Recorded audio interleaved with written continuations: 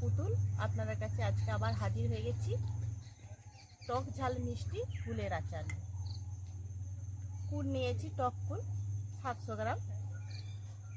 তো কুলটা আমি আগে ধুয়ে পরিষ্কার করে রোদে শুকিয়ে নিয়েছি। খুব বেশি করে শুকাইনি, এমনি হালকা একটা দিন রোদে দিয়ে রেখেছিলাম। এরকম পাকা কুল, তাই দেখুন। তো টক ঝাল মিষ্টি আচার বানানোর জন্য আমি এখানে একটু শুকনো মশলা বানিয়ে নেব। তো তার জন্য এখানে আমি জিরে, ধনে আর শুকনো লঙ্কা একসাথে ভেজে নেব। কড়াটা তো গরম হয়ে গেছে, আমি একসাথে দিয়ে দিই।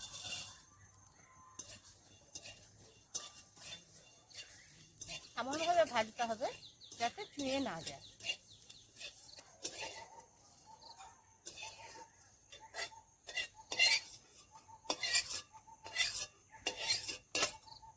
ভেজে নিয়েছি, এটা একটু ঠান্ডা হয়ে যাক, তারপর আমি গুঁড়িয়ে নেব। এরপর কড়ার মধ্যে দিয়ে দিচ্ছি আমি সরষের তেল।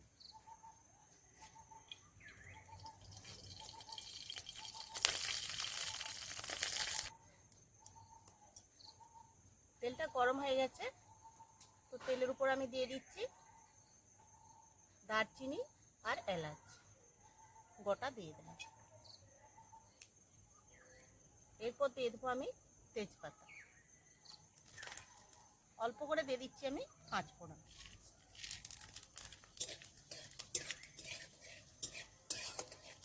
এটা ভাজা হয়ে গেছে, এবার ফুলটা দিয়ে দিচ্ছি তেলের উপর।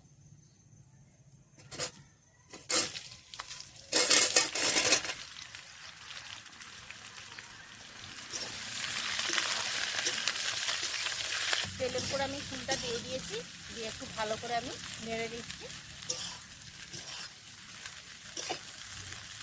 এটা একটু ভালো করে ভেজে দিতে হবে তেলের উপর ফুলটা দেওয়ার পর। মানে ফুলের মধ্যে আমি দিয়ে দেবো পরিমাণ মতো নুন।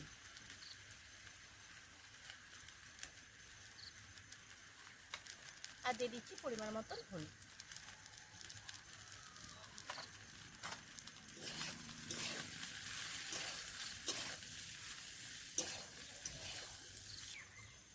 এরপর আমি অল্প করে দিয়ে দেবো জল।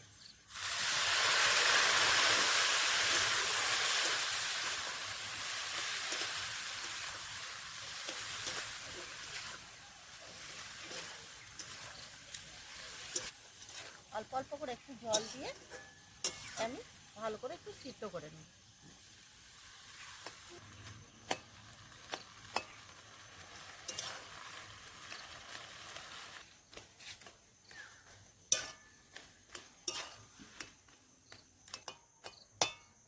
এরা ভেঙে না দিলে খুন্তিয়ে করে একটু একটু করে কেটে কেটে দিতে হবে, নাহলে এর মধ্যে নুন, চিনি, তেল, মশলা সব কিছু ভালোভাবে যাবে না। সেই জন্য আমরা এই খুন্তির সাহায্যে এইভাবেই, এই দেখুন এরকম আঠা আঠা হয়ে যাচ্ছে।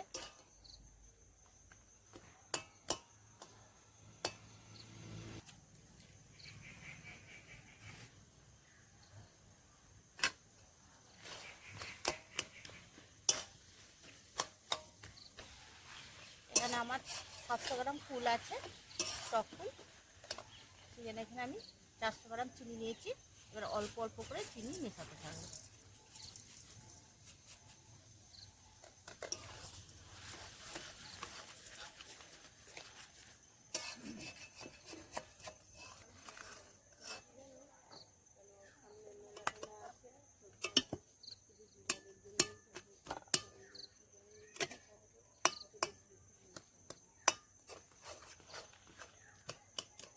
একবারে চিনিটা মিশাতে যাবেন না, ওই অল্প অল্প করে দিয়ে মিশিয়ে নিতে হবে। আবার অল্প করে দিয়ে দিচ্ছি।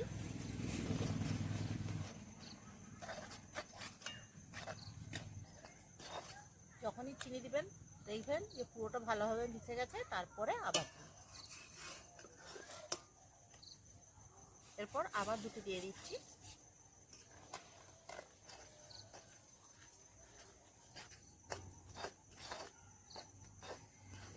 অল্প অল্প করে দিয়ে দিয়ে আমি এটা মিশিয়ে দিচ্ছি।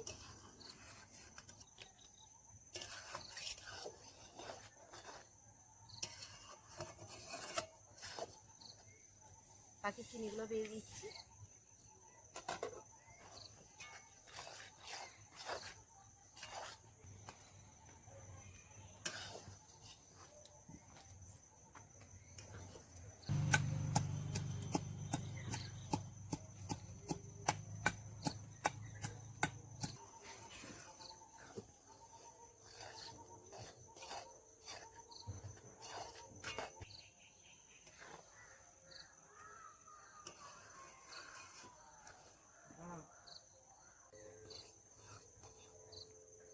এই দেখুন বন্ধুরা, ভালো করে চিনিটা মিশিয়ে নেওয়ার পর এই দেখুন এরকম আঠা আঠা হয়ে গেছে।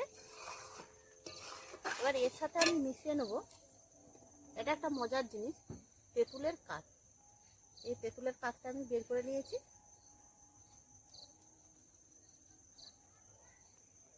এই তেঁতুলের কাঠটা মিশালে স্বাদটাও যেমন ভালো হয়, খুব টেস্টি হয়, আর কালারটাও আছে খুব সুন্দর। সেই জন্য অল্প করে আমি মিশিয়ে দিলাম তেঁতুলের কাঠ।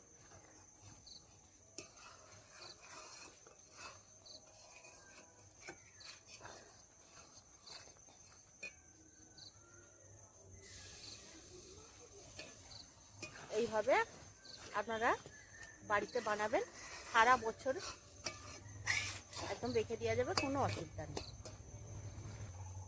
জিনিসটা এরকম হবে।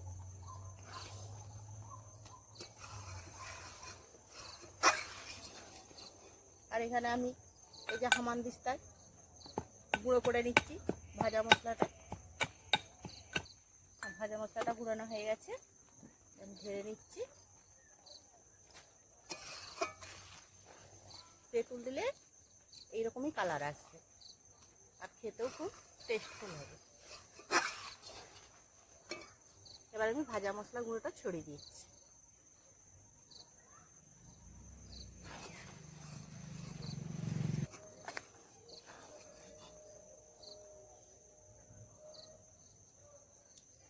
ভাজা মশলাটা 2 চামচের মতন হয়েছে গুঁড়ানো।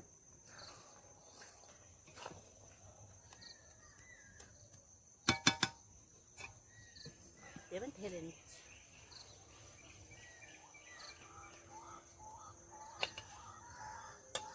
এই দেখুন বন্ধুরা, আমার কুলের আচার একদম রেডি।